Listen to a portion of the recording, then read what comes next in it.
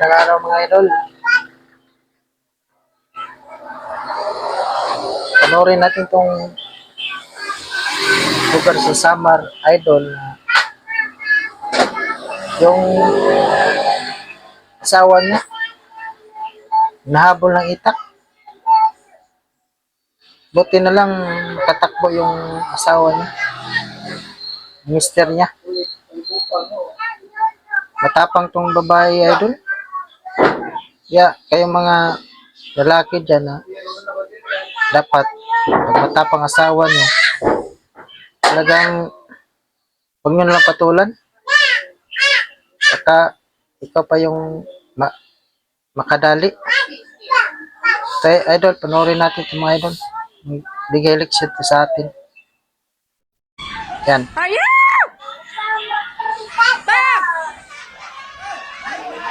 Tapang natin. Buti na lang na hawakan. Yan, no? Grabe sa atin.